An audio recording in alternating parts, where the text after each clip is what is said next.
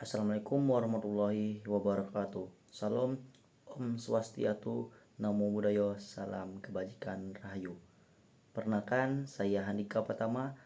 Saya berasal dari kelas 5E mata kuliah Hukum Maritim.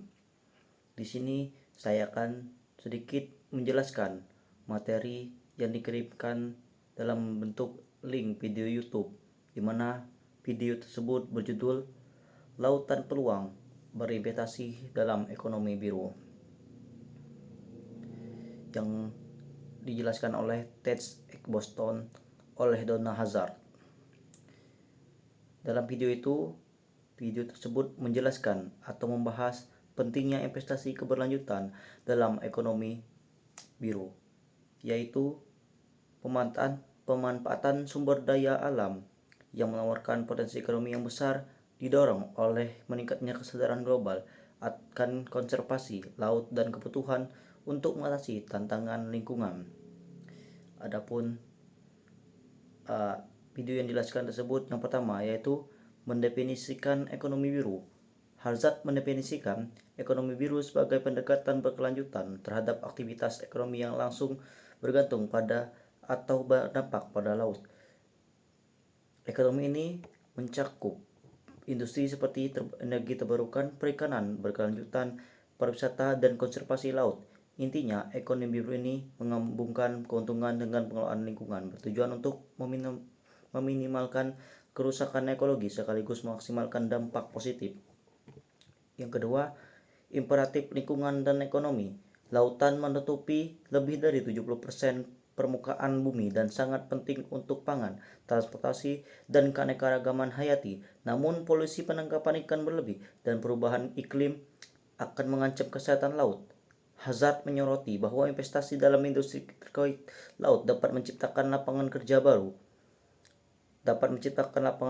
mendorong investasi dengan menyelaraskan keuntungan finansial dengan keberlanjutan.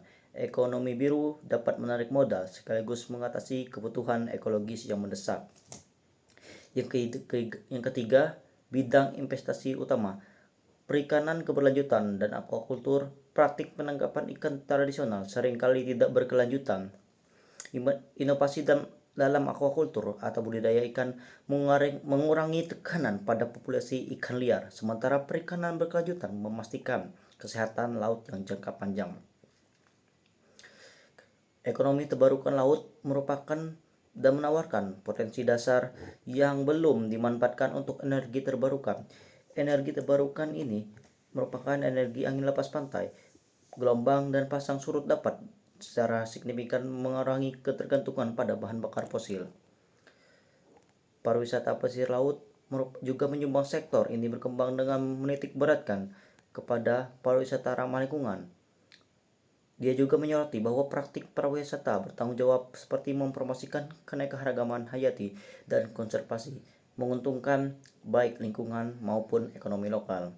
Bioteknologi laut merupakan rumah bagi organisme unik yang berpotensi memunculkan terobosan medis, dari obat-obatan baru hingga bahan kimia ramah lingkungan. Bioteknologi laut hingga potensi investasi yang menjanjikan.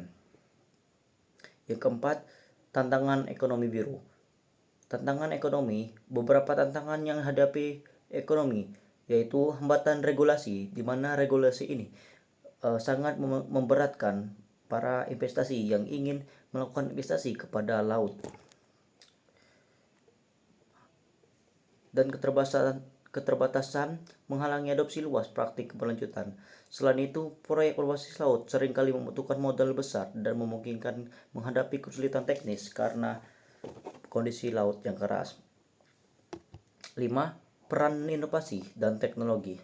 Kemajuan teknologi seperti pemantauan satelit, kecerdasan buatan, dan analitik data merupakan industri berbasis laut. Hazard mencatat bahwa inovasi tersebut memungkinkan praktik yang lebih efisien berkelanjutan, mulai dari memantau populasi ikan hingga mengelola emisi karbon.